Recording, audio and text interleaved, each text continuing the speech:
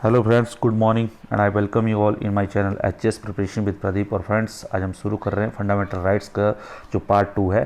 ठीक है, उससे पहले फ्रेंड्स मैं इंडियन पॉलिटी के ऑलरेडी फंडामेंटल राइट्स के बारे में ऑलरेडी मैं आपको बता चुका हूँ कि बेसिक्स ऑफ फंडामेंटल राइट्स क्या होता है, इनकी जो फीचर्स होते हैं, इनकी जो इंपॉर्टेंट फीचर्स होते हैं वो क्या होते हैं, और इनमें जो इम्पोर्टेंट जब हम फंडामेंटल राइट्स को पढ़ते हैं तो स्टेट और लॉ, ये दो चीज़ें हैं जो बहुत बार, दो जो टर्म्स हैं बहुत बार आती हैं। स्टेट क्या होता है और लॉ क्या होता है।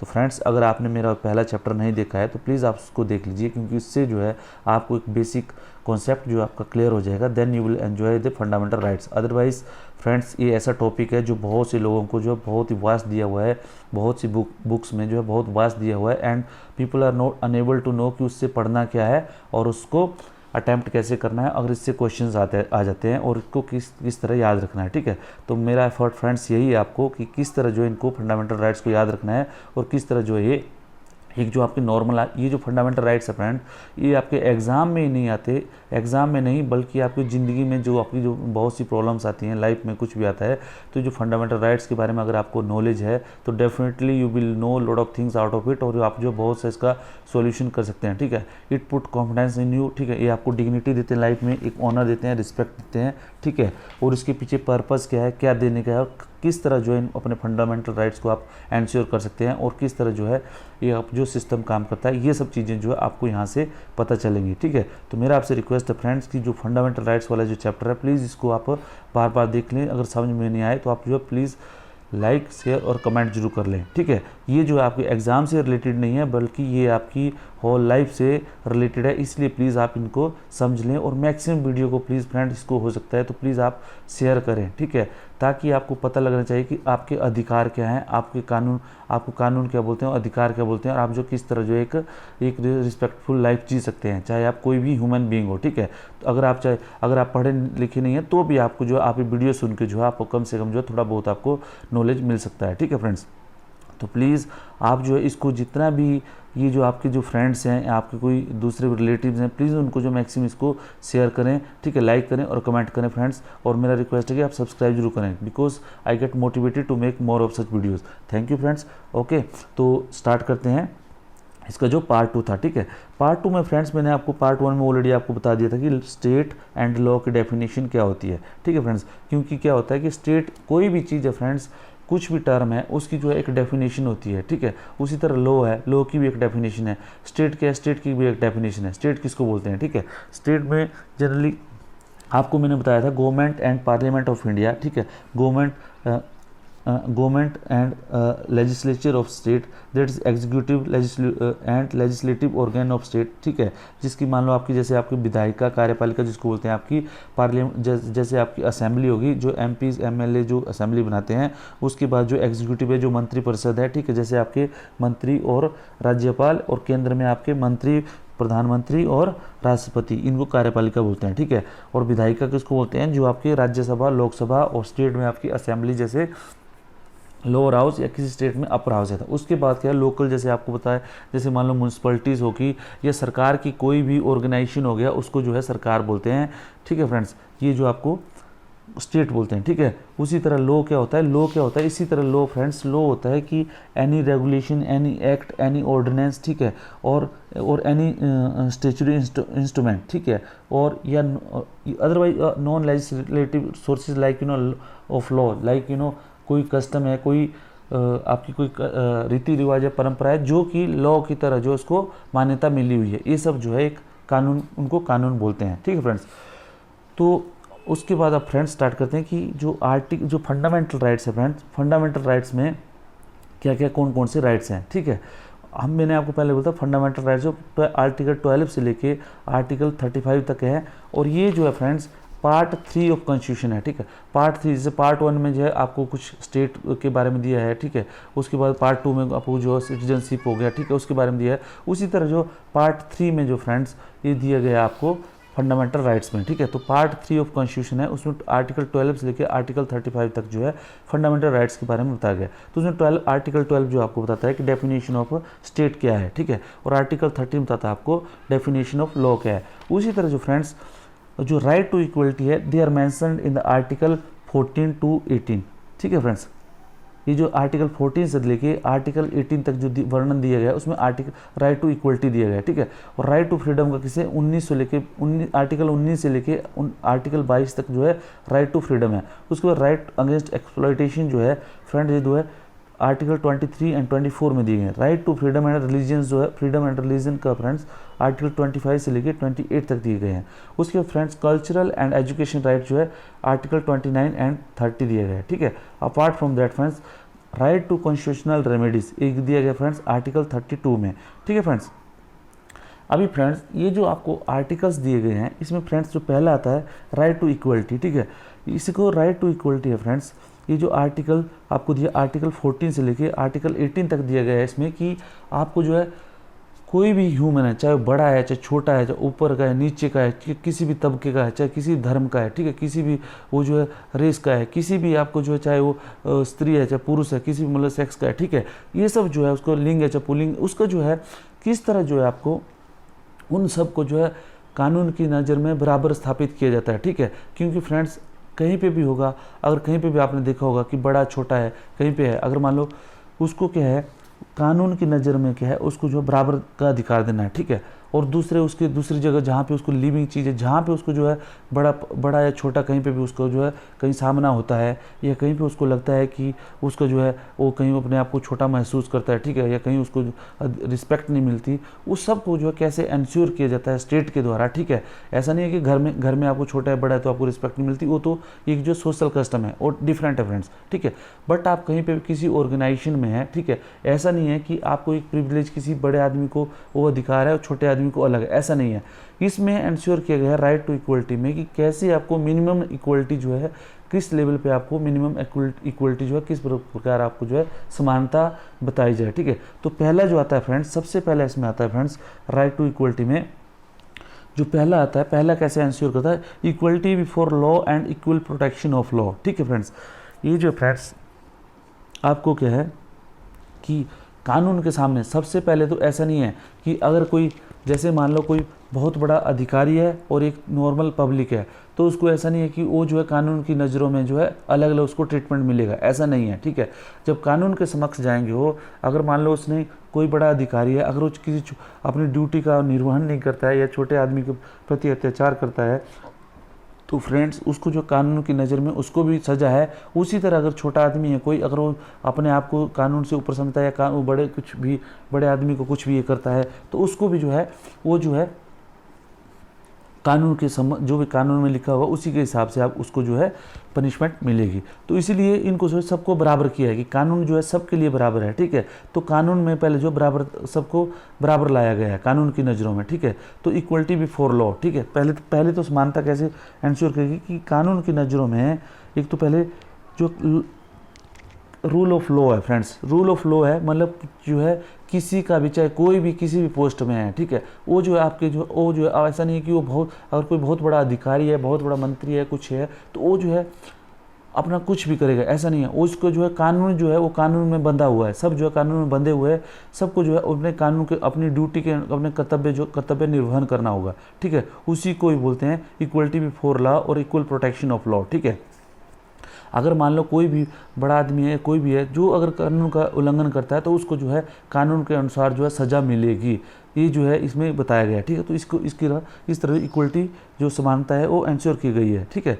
तो इक्वलिटी बिफोर लॉ और इक्वल प्रोटेक्शन ऑफ लॉ, ठीक है। इक्वलिटी बिफोर लॉ मतलब क्या है, ये क्या होता है कि इसमें क्या है कि कानून के सामने जो सब बराबर हैं, ठीक है, ठीक है। इसमें क्या है कि चाहे any special privilege in favour of any person and equal subjugation of all person to ordinary law of land, ठीक है, कि सब कानून के सामने सब समान है, ठीक है, और सबके स्पेशल और किसी को भी जो है स्पेशल प्रिविलेजेस नहीं है, किसी को स्पेशल अधिकार नहीं है, ठीक है। वो जो है कानून की नज़र में जो लॉ है उसकी लॉ ऑफ लैंड में जो कानून जो इस जैसे भारत का कानून है उसके सामने जो है सब जो है समान है, ठीक है फ्रेंड्स। और उसके बाद क्या है फिर दूसरा क्या, no person is above the law, कोई भी जो है आदमी है वो जो है कानून से ऊपर नहीं है। The second concept of the other hand Connaught, ठीक है। उसके बाद क्या है फ्रेंड्स की जो दूसरा है इसकी दूसरा जो कंसेप्ट है वो बताता है कि equality of treatment under equal circumstances, उसको इक्वल प्रोटेक्शन और जो इक्वलिटी ऑफ ट्रीटमेंट, ठीक है। आप जो अगर सबकी जो समान परिस्थितियों में सब जो है बराबर हैं, ठीक है, सब जो है बराबर है, both in privileges conferred and liability imposed by law, ठीक है। Similar application of same law to all person whoever situated equally, ठीक है। और सभी जो लॉ जो है सबके लिए बराबर है, ठीक है। बट इसमें फ्रेंड्स कुछ जैसे रिस्ट्रिक्शन होती हैं, जैसे मान लो ये नहीं है कि जैसे आपको पता है कि जैसे जो बच्चा है, ठीक है, 18 साल से नीचे का बच्चा है, ठीक है, उसको जो बोध नहीं है, ठीक है, कुछ भी नहीं है, अगर वो कुछ भी कार्य करता है तो उसको जो है उसका बोध नहीं है, ठीक है, वो माना गया बात। तो इसलिए जो उसको जो है एक जो 40 साल का आदमी है उसका जो है अगर मान लो एक जो अगर मान लो जैसे मान लो 5 साल का बच्चा है, जिसे दुकान में जाकर कोई उठा लेता है, चीज़ उठा लेता है, चोरी करता है, ठीक है, तो उसको पता नहीं कि वो क्या कर रहा है। उसी तरह जो 40 साल का आदमी है कोई और वो जाके दुकान में जाके कोई सामान उठा रहा है तो मतलब उसको बुद्धि है, ठीक है, तो उसको जो है उसका और बच्चे को बराबर लॉ में नहीं किया जाता, ठीक है। तो इक्वल सिचुएशन नहीं हुई हो, ठीक है, तो इक्वल सर्कमस्टांसिस भी नहीं हुआ, तो उसमें जो है उसमें जो लॉ वगैरह ये इक्वल नहीं होगा। अदरवाइज जो है जैसे जो है अगर इक्वल सिचुएशन में है सभी और इक्वल किसी भी परिस्थिति में है तो उनको जो है बराबर जो है लॉ जो है इक्वली अप्लाई होगा, ठीक है। The like should be treated like without any discrimination, ठीक है। और the aim is to establish equality of legal status, opportunity and justice, ठीक है फ्रेंड। और ये जो उसके बाद जो है इक्वल प्रोटेक्शन ऑफ लॉ जिसको बोलते हैं, ठीक है, इक्वलिटी बिफोर लॉ और इक्वल प्रोटेक्शन ऑफ लॉ, ठीक है। इक्वल प्रोटेक्शन ऑफ लॉ में चाहे बड़ा है छोटा है, कुछ सबको जो बराबर प्रोटेक्शन है। अब इसमें क्या होता है फ्रेंड्स, जो आर्टिकल 13 बोलता है जो राइट टू जो इक्वलिटी है, उसमें जो पहला राइट जो आर्टिकल 14 बोलता है वो बोलता है इक्वलिटी बिफोर लॉ और इक्वल प्रोटेक्शन ऑफ लॉ, ठीक है, जो इसके बारे में मैंने आपको बता दिया, ठीक है। और ये क्या करता है friend, the aim is to establish equality of legal status, opportunity and justice, ठीक है। इसकी वजह सबको जो है स्टेटस और अपॉर्चुनिटी और जस्टिस में जो है सबको समानता मिले। ये जो है इक्वलिटी बिफोर, ये जो है equal protection and equality before law और इक्वल प्रोटेक्शन ऑफ लॉ का ये जो है इसका आर्टिकल 14 है, ठीक है। और दूसरा जो है इसमें फ्रेंड्स आर्टिकल 15, ठीक है, आर्टिकल 15 बोलता है prohibition of discrimination on certain grounds, ठीक है। Article 15 provides that the state shall not discriminate against any citizen, ठीक है, on ground only of religion, race, caste, sex और place of birth। फ्रेंड्स ये जो ग्राउंड्स दिए गए हैं ओनली, देखो इनमें जो वर्ड्स दिए हैं फ्रेंड्स, जो 2 वर्ड्स दिए हैं ओनली, ठीक है। इसमें ओनली मतलब रिलीजन हो गया, धर्म हो गया, रेस हो गया, कास्ट हो गया, सेक्स हो गया, प्लेस ऑफ बर्थ। इनके अगर ये चीज़ें हैं तो इनमें जो है कहीं पे भी जो है आपका डिस्क्रिमिनेशन नहीं किया जा सकता, ठीक है। तो उसमें क्या, क्यों डिस्क्रिमिनेशन मतलब भेदभाव नहीं किया जा सकता आपके साथ, ठीक है। और ओनली मतलब ओनली इन्हीं चीज़ों में, रिलीजन हो गया, रेस हो गया, कास्ट हो गया, सेक्स हो गया, प्लेस ऑफ बर्थ है। इन जो 4-5 जो ग्राउंड दिए हुए हैं इनमें 5 जो ग्राउंड दिए हैं, रिलीजन, रेस, कास्ट, सेक्स और place of birth. Friends political science में आपको याद रखना है कि और स्पेशली कॉन्स्टिट्यूशन में पॉलिटी में कि अगर 5 ग्राउंड दिए हैं तो आप उसमें एक्स्ट्रा नहीं जोड़ सकते। इसमें रिलीजन, रेस, कास्ट, ठीक है, sex and place of birth, ये जो 5 ग्राउंड है इनमें जो आप किसी भी आदमी से को जो आप भेदभाव नहीं कर सकते, ठीक है। धर्म के आधार पर, रेस के आधार पर, ठीक है, कास्ट के आधार पर, सेक्स के आधार पर और प्लेस ऑफ बर्थ के आधार पर, ठीक है। तो और उसके बाद फ्रेंड्स जो ये दिया गया, the use of word only can not the discrimination on ground is not on other ground. दूसरे ग्राउंड पे अगर आप दूसरी जगह दूसरी इनके अलावा जैसे धर्म के अलावा अगर आप जैसे धर्म हो गया, रेस हो गया, कास्ट हो गया, ठीक है, कास्ट, सेक्स हो गया, प्लेस ऑफ बर्थ हो, उसके अलावा अगर आप किसी के साथ डिस्क्रिमिनेट करते हैं, राज्य जो डिस्क्रिमिनेट करता है तो जो है वो जो है डिस्क्रिमिनेशन चल सकता है, लेकिन उसको जो है राज्य ने उसके खिलाफ जो है आप जो है भेदभाव कर सकते हैं। The second provision of article 15 says that no citizen shall be subjected to any disability, liability, restriction or condition on the ground only of religion, race, caste, sex और place of birth with regard to the, अगर आपको किसी shop में जाना है, ठीक है, public restaurant में जाना है, होटल में जाना है, प्लेस ऑफ पब्लिक एंटरटेनमेंट में जाना है, तो यहाँ पे जो आपको धर्म, जाति और जो आपकी रेस है, ठीक है, और उसके बाद आपकी जो लिंग है और उसके बाद आपका जो जन्म स्थान है, इन सब चीज़ों के खिलाफ जो है कि आपके खिलाफ जो है कोई डिस्क्रिमिनेशन नहीं किया जा सकता, ठीक है। उसके बाद बोलता है the use of wells, tanks, bathing ghats, road, place of public resort maintained wholly और पार्टली बाई स्टेट। अगर स्टेट के द्वारा जो है ये जो चीज़ें, कुआं है, टैंक्स हैं, ठीक है, बाथिंग घाट्स हैं और रोड्स हैं, प्लेस ऑफ पब्लिक रिजोर्ट है, तो इनमें भी जो है डिस्क्रिमिनेशन नहीं किया जाता है। किसके, जो 5 ग्राउंड मैंने ऑलरेडी आपको बताए हैं। This provision prohibit discrimination both by state and private individual. और जो है इसमें स्टेट भी, अगर राज्य आपके साथ करता है या कोई व्यक्ति आपके साथ करता है, तो इनमें जो आपको भेदभाव नहीं किया जा सकता है, ठीक है। While the former provision prohibit discrimination only by the state, there are 3 exception to this general rule of non discrimination, ठीक है। इसमें जो 3 एक्सेप्शन दी हुई है। The state is permitted to make any special provision for women and children, ठीक है। राज्य जो है, जो महिलाएं हैं और बच्चे हैं, उनके खिलाफ उनके जो है उनके फेवर में जो है कुछ जो है स्पेशल प्रोविज़न बना सकता है। For example reservation of seat for women in local bodies और provision of free education for children, ठीक है। ऐसा नहीं है कि चिल्ड्रन और जो वुमेन्स हैं उनके लिए जो है राज्य जो है कुछ एक्सेप्शन बना सकता है। इसमें जो एक्सेप्शन है, ठीक है। The state is permitted to make any special provision for advancement of any socially and educationally backward classes of citizen, ठीक है। अगर कोई भी जो क्लास ऑफ सिटीजन है वो सोशली और एजुकेशनल बैकवर्ड है, तो उसके लिए जो है स्टेट जो है स्पेशल कानून बना सकता है। उसी के लिए जो है रिजर्वेशन बना हुआ है। तो रिजर्वेशन किससे बना हुआ है फ्रेंड्स, ये आर्टिकल 15 के, जो आर्टिकल 15 से जो है रिजर्वेशन का रिजर्वेशन से रिलेटेड है, ठीक है फ्रेंड्स। आर्टिकल 15 में जो 15B है, ठीक है फ्रेंड्स। और उसके बाद जो है state is empower to make any special provision for advancement of any socially and educational backward classes of citizen for the schedule caste और the schedule tribe regarding their admission to educational institution, ठीक है friends. तो reservation कहाँ से, reservation के लिए कौन सा आर्टिकल जो जिससे रिजर्वेशन के ओरिजिन होता है, दैट इज आर्टिकल 15, ठीक है friends. And the last provision was added in by 93rd constitutional amendment act in 2005 in order to give effect to provision of central educational institution.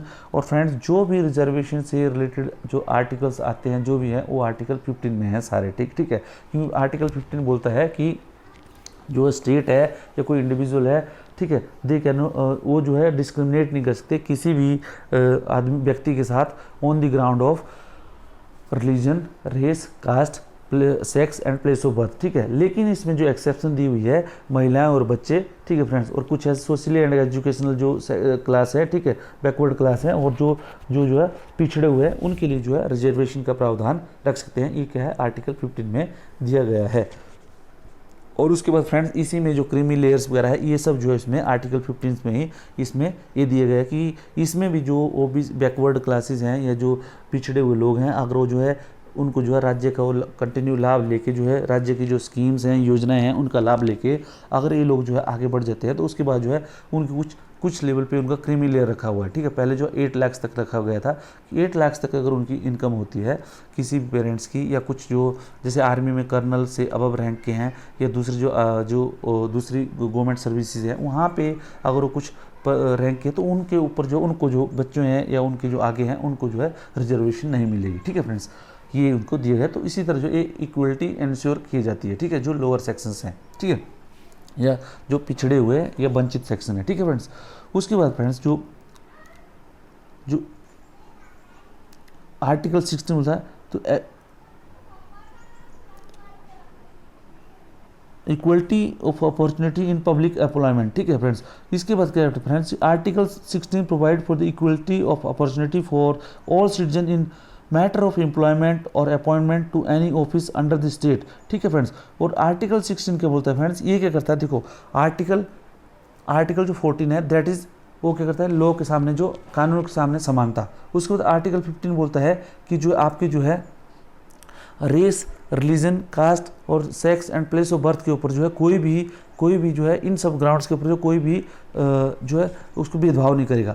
उसके बाद article 16 क्या बोलता है कि जो एम्प्लॉयमेंट में अपॉर्चुनिटी की बात करता है, ठीक है, कि provide for the equality of opportunity for this all citizen in matter of employment और appointment to any office under the state. अगर स्टेट के राज्य के अंडर कोई भी ऑफिस है उसमें जो है एम्प्लॉयमेंट की जो सुविधा है, ठीक है, जो रोजगार की सुविधा है उसमें जो है कोई भी भेदभाव नहीं होगा, उसमें जो सब इक्वल होंगे। No citizen can be discriminated against to be ineligible for any employment of office under the state on the ground of, अगर रिलीजन, रेस, कास्ट, सेक्स और डिसेंट, इसमें जो ऐड किया वर्ड फ्रेंड्स, इसमें आर्टिकल एम्प्लॉयमेंट के reason में 16 में, article 16 में रिलीजन हो गया, रेस हो गया, कास्ट हो गया, उसको सेक्स हो गया, ठीक है, प्लेस ऑफ बर्थ है और प्लेस ऑफ बर्थ और रेजिडेंस है, उसमें जो एक एक्स्ट्रा जो इन्होंने किया हुआ वो डिसेंट किया है, ठीक है फ्रेंड्स, ओरिजिन, ठीक है। अगर वो ऐसा नहीं है कि किसी का लड़का है या किसी भी वंशज का है तो उसको ऐसा नहीं है कि उसमें वंश का भी, उसमें आर्टिकल 16 में उन्होंने वंश करके जो डिसेंट है इसमें एक एक्स्ट्रा वर्ड जोड़ दिया, डिसेंट, ठीक है। तो इसमें क्या है कि इसमें बोलते हैं कि अगर किसी भी आप जो है राज्य के अंडर जो एम्प्लॉयमेंट है तो उसमें जो आप religion, race, caste, sex, descent और प्लेस ऑफ बर्थ और रेजिडेंस के अनुसार जो आप कहीं पे भी आप जो है रोजगार में जो है आप एम्प्लॉयमेंट में आप जो है भेदभाव नहीं कर सकते। लेकिन इसमें फ्रेंड्स एक ये दिया गया है कि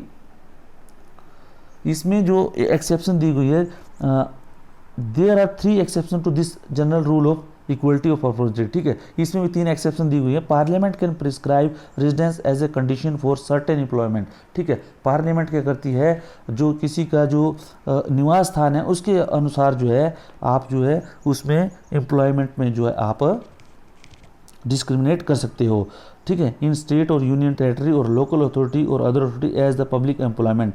इसलिए आपने देखा होगा फ्रेंड्स, कुछ जो राज्य हैं वहाँ पे जो है जैसे स्पेशली जैसे वहाँ की जो लोग हैं, वहाँ के राज्य के निवास करने वाले लोग हैं, उन्हीं के लिए जो एम्प्लॉयमेंट के लिए रखा जाता है, ठीक है friends. There is no such provision for any state except Andhra Pradesh, ठीक है। और उसमें क्या है, जैसे एक्ट अभी जो कुछ पहले आंध्र प्रदेश ने जो है रखा था, अभी जो कुछ स्टेट्स हैं जो बोल रहे हैं कि मतलब उनके जो ओनली सिटीजन हैं उन्हीं को ये एम्प्लॉयमेंट जो है उनको अपॉर्चुनिटी मिलनी चाहिए, ठीक है। उसमें जो प्लेस ऑफ रेजिडेंस जो है उन्होंने कुछ जगह बहुत से राज्य जो है ये कंडीशन रख देते हैं, ठीक है। The state can provide for reservation, और सेकंड क्या बोलता है, सेकंड एक्सेप्शन क्या है, the state can provide for reservation of appointment of post in favour of any backward class that is not adequately representative in state services, ठीक है।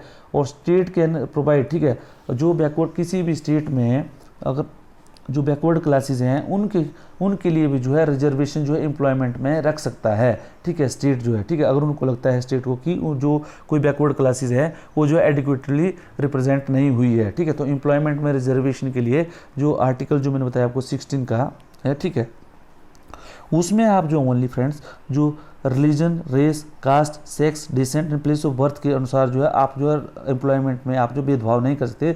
लेकिन इसमें एक्सेप्शन ये है कि कुछ जो है कुछ ऐसी राज्य जो है कुछ ऐसी पोस्ट हैं जिनके जो कुछ ऐसी रोजगार की पोस्ट हैं जिनमें जो है आप जो है राज्य में पैदा हुए लोगों को ही जो है या राज्य के लोगों के लिए जो है एम्प्लॉयमेंट रख सकता है। उसमें सेकेंड ये है कि स्टेट जो है वो डिस्क्रिमिनेट कर सकता है, जैसे कुछ अगर स्टेट के कुछ अगर सेक्शंस हैं जिनको जो है मतलब स्टेट बोला था कि जो एडिक्वेटली रिप्रेजेंट नहीं हुए हैं, ठीक है। उसके बाद a law can be provide that the increment of an office related to religion और डिनोमिनेशनल इंस्टीट्यूशन और member of its governing body should belong to particular religion. उसमें क्या है, रिलीजन के अनुसार कहाँ पे रिलीजन में कहाँ एक्सेप्शन है फ्रेंड्स, कि जो है जैसे मान लो जैसे कोई भी मंदिर है, ठीक है, मंदिर का पुजारी मान लो कोई हिंदू होगा, ठीक है, ब्राह्मण होगा या ये होगा, ये सब जो उनमें ये जो राज्य जो उसमें जो है उसमें रिलीजन के अनुसार जो है उसमें आप जो है भेदभाव कर सकते हैं, ठीक है फ्रेंड्स। इसके बाद फ्रेंड्स जो अलग अलग है, जैसे मान लो राज्य में जैसे बैकवर्ड क्लास कमीशन है, ठीक है, इन्होंने ये हुआ, ठीक है, इन्होंने अपनी रिपोर्ट दी, ये सब जो इसमें आर्टिकल 16 में ये सब आता है, ठीक है फ्रेंड। तो एम्प्लॉयमेंट में रिजर्वेशन का जो एक जो आर्टिकल आता है वो आता है आपका आर्टिकल 16 में, ठीक है। और आर्टिकल 15 में जो है आपको जो कुछ आपको फ्री सुविधा दे रहे हैं, जैसे एजुकेशन दे रहे हैं, महिलाओं को जो स्पेशल प्रोविज़न है, तो ये सब जो आर्टिकल 15 में आते हैं, ठीक है फ्रेंड्स। उसके बाद फ्रेंड्स जो आता है आर्टिकल 17। आर्टिकल 17 क्या है, ये क्या करता है, एवोल्यूशन ऑफ अनटचेबिलिटी, ठीक है। ये जो है अनटचेबिलिटी को पूरी तरह एबोलिश कर देता है, ठीक है फ्रेंड्स। तो इसमें क्या किया गया फ्रेंड्स कि इसमें दिया गया है कि article 17 abolishes the untouchability and forbid its practice in any form, ठीक है। अगर कोई भी इसकी प्रैक्टिस करता है अनटचेबिलिटी को, तो उसको जो है वो जो है कानून के सर्वसम्मत जो है प्रैक्टिस जो उसको जो है सज़ा मिलेगी, ठीक है। जैसे इसमें पता है आजकल जो है SC ST एट्रोसिटीज़ एक जो एक्ट है फ्रेंड, उसी तरह जो है बनाया हुआ है, पार्लियामेंट ने पास किया। कोई इंडिविजुअल लेवल पे करता है, ठीक है। स्टेट करता है तो जो है स्टेट करता है, अगर स्टेट जो है आपके कोई जात पात में भेदभाव करता है तो आपसे, तो जो है वो आप जो है आर्टिकल 32 के अनुसार जाके जो है सुप्रीम कोर्ट में उसकी आप जो है अपील कर सकते हो, ठीक है। तो ये इसमें दिया गया है आर्टिकल 17 में, ठीक है फ्रेंड्स। और इसमें क्या हुआ फ्रेंड्स, जो सबसे पहले हुआ था in 1976 the untouchability act 1955 has been comprehensively amended and the renamed as the protection of civil right act 1955, ठीक है। जो ठीक है। और उसके बाद जो है to analyse the scope and make personal provision more stringent, the act define civil rights as any right accruing to a person by reason of abolition of untouchability by Article 17 of the Constitution, ठीक है। The term untouchability has not been defined, ठीक, by either by Constitution or in the Act, ठीक है। untouchability जो है Constitution में कहीं पे भी डिफाइन नहीं है, ठीक है, और किसी भी एक्ट में। However, the Mysore High Court held that subject matter of Article 17 is not untouchability in its literal or grammatical sense, but the practice as it had developed historical in country, ठीक है। जो कि प्रथाएं जो है इतिहास में जो है डेवलप हुई हैं, जिससे जो है एक दूसरे के प्रति भेदभाव होता है, जो अनटचेबिलिटी की जो प्रैक्टिसेस हैं उनको जो है अनटचेबिलिटीज़ की श्रेणी में लाया जाता है। It refer to the social disability imposed on certain classes of person, ठीक है। ये जो है कोई सर्टेन क्लासेस ऑफ पर्सन है, उनके ऊपर जो है डिसेबिलिटी है कि ये जो है वो जो उस क्लास में पैदा हुए, इसलिए जो है वो कुछ काम नहीं कर सकते, ऐसा जो उनके ऊपर डिसेबिलिटी लगाई गई है उसी को जो है अनटचेबिलिटी बोला जाता है। रीजन ऑफ देयर बर्थ और certain caste, hence it does not cover social boycott of a few individual और their exclusion from religion services etcetera, ठीक है। ये जो है कि इसमें it does not cover social boycott of any few individual और देयर एक्सक्लूजन फॉर रिलीजियस और सर्विसेज एटसेट्रा, ठीक है। अंडर द, इसीलिए फ्रेंड्स जो ये जो है अनटचेबिलिटीज़ के बारे में डिफरेंट जो है आप होता है, इसमें कहीं डिफाइन नहीं है, बट जो प्रैक्टिसेस हैं, जो हिस्टोरिकल प्रैक्टिसेस हैं, उन्हीं को जो अनटचेबिलिटी की श्रेणी में लाया गया है, जो एक जो इंडिविजुअल को जो है डिसेबिलिटी देती हैं, जिसके कारण जो है वो पर्टिकुलरली वो जो है दूसरे सेक्शन के साथ जो है वो काम नहीं कर सकता, ठीक है फ्रेंड्स। तो उसको जो है बताया गया है, ठीक है। ये एबोलिशन ऑफ अनटचेबिलिटी में दिया गया है। और अगर आपका कोई इसमें जो है ये एक्ट जो है इसके लिए बनाए गए हैं इंडिविजुअल लेवल पे इसको इंश्योर करने के लिए, और स्टेट अगर करता है तो आप जो आर्टिकल 32 के अनुसार जो आप उसमें you can go for constitutional remedies. उसके बाद फ्रेंड्स जो आर्टिकल 18 बोलता है, आर्टिकल 18 बोलता है फ्रेंड्स कि it abolishes the titles and make provision in this regard, ठीक है। ये क्या करता है फ्रेंड्स, जो कोई भी टाइटल है, जैसे पहले होता था, जैसे अंग्रेज जो है टाइटल दे देते राजा महाराजा, ठीक है, ये जो है उपाधियाँ दे देते, इसको जो है आर्टिकल 18 जो है इसको बोलता है कि ये जो है it abolishes the provision for abolition of dynastic title, ठीक है। राजा का बेटा जैसे वो जो है उसको आप जो है उसको जो है स्टेट अभी रिकॉग्नाइज नहीं करेगा, हाँ, लेकिन मेरिट के आधार पर अगर आपको कोई टाइटल मिलता है, जैसे आपको पद्म विभूषण मिलता है, भारत रत्न मिलता है, ठीक है, आपको जो है अगर आप आर्मी में जाते हैं कर्नल रैंक मिलता है, मेजर मिलता है, ठीक है, लेफ्टिनेंट रैंक मिलता है, ठीक है, ये जो है आपकी जो मेरिटोरियस ये, ठीक है। उसी तरह आपके प्रोफेसर्स हैं, ठीक है, आपके ये सब जो है आपके ये जो टाइटल्स हैं ये आपको it you gain it out of your merit, ठीक है, ये आपको बर्थ के आधार पे नहीं मिलते, ठीक है। तो आर्टिकल 18 जो है इन सब चीज़ों के बारे में बताता है, ठीक है। It prohibits the state from conferring any title except a military or academic distinction on anybody, whether a citizen or a foreigner, ठीक है। It prohibits citizen of India from accepting any title from any foreign state, ठीक है। उसके बाद third का, if foreigner holding any office or profit or trust under the state cannot accept any title from any foreign state without the consent of the president, ठीक है। No citizen or foreigner holding any office or profit of trust under the state has to, ये जो इसमें 3-4 जो articles दिए गए हैं friends. तो ये फ्रेंड्स ये जो आपको आर्टिकल जो आपको कॉन्स्टिट्यूशन में जो आर्टिकल्स है उसको जो इक्वलिटी है वो कैसे इंश्योर की जाती है, ये जो दिया गया है आपको आर्टिकल 14 से लेकर आर्टिकल 18 में। ठीक है, आर्टिकल 14 बताता है इक्वलिटी बिफोर लॉ और इक्वल प्रोटेक्शन ऑफ लॉ। कोई भी आदमी है वो कानून से बड़ा नहीं है, वो जो सभी जो है कानून के अधीन है, चाहे वो बड़ा है चाहे छोटा है। उस तरह ये जो एक आपको इक्वलिटी इंश्योर करते हैं। उस तरह आर्टिकल 15 बोलता है आपको, आर्टिकल 15 बोलता है कि आपको जो है धर्म, रेस, कास्ट, सेक्स और प्लेस ऑफ बर्थ, इनके अनुसार जो है आपको जो है कहीं पे भी भेदभाव नहीं किया जाता है। चाहे आप रेस्टोरेंट में जाते हैं, चाहे पब्लिक प्लेसेस में जाते हैं, ठीक है, या आप जो पब्लिक एंटरटेनमेंट प्लेसेस पे जाते हैं, शॉप में जाते हैं, कुएं में जाते हैं, घाट में जाते हैं, कहीं पे भी आपको जो है इनके आधार पर आपको जो है कहीं पे भी जो है भेदभाव नहीं किया जाता। लेकिन जो है उसमें एक्सेप्शन है कि महिलाएं और बच्चों को जो है कुछ स्पेशल प्रोविजन दिए गए हैं। उसी तरह आर्टिकल जो 16 है फ्रेंड्स, ये जो एम्प्लॉयमेंट में जो है आपको रेस, रिलीजन, कास्ट, सेक्स और प्लेस ऑफ बर्थ जो दिए गए हैं, और रेजिडेंस, और उसके बाद जो है रेजिडेंस एंड डिसेंट, ये जो एक्स्ट्रा जो 2 वर्ड्स हैं रेजिडेंस एंड डिसेंट जो है, ये जो वर्ड दिए गए हैं, ये जो आर्टिकल 16 में दिए हैं, इसके अनुसार जो आपको एम्प्लॉयमेंट में है आपको भेदभाव नहीं किया जाता है। उसी तरह जो आर्टिकल 17 है फ्रेंड्स, आर्टिकल 17 बोलता है एबोलिशन ऑफ टचेबिलिटी, कि कहीं पे भी आप जो है आपके साथ जो अनटचेबिलिटी है उसको प्रैक्टिस नहीं किया जाता। अब अनटचेबिलिटी क्या फ्रेंड्स, ये कॉन्स्टिट्यूशन में कहीं पे भी दिया नहीं है, लेकिन जो है इसको मैसूर हाईकोर्ट ने इसको डिफाइन किया कि कोई भी हिस्टोरिकल प्रैक्टिसेस हैं जो आपको एक क्लास ऑफ सेक्शन है उसको कहीं पे भी डिसेबिलिटी देती हैं, जो कि दूसरी क्लास ऑफ सेक्शन की वजह से जो वो इक्वल नहीं माना जाता है, तो उसको जो है डिसेबिलिटी, ये जो है आपको ये जो प्रैक्टिस है ये जो अनटचेबिलिटी में आती हैं। ठीक है, उसी तरह फ्रेंड्स अब जो आर्टिकल 18 है that is abolition of title. ठीक है, तो ये आपको फ्रेंड्स याद हो गया होगा। ठीक है, तो मेरा आपसे रिक्वेस्ट है फ्रेंड्स, प्लीज़ आप जो इसको वीडियो को बार बार देखें, लाइक शेयर और सब्सक्राइब जरूर कर लें। ये जो है अगर आपको कुछ डाउट होता है प्लीज़ आप कमेंट जरूर करें फ्रेंड्स, लाइक जरूर करेंगे। मैं बहुत से देखता हूँ कि फ्रेंड्स जो है बहुत से लोग जो है लाइक और शेयर और सब्सक्राइब नहीं करते। Thank you very much.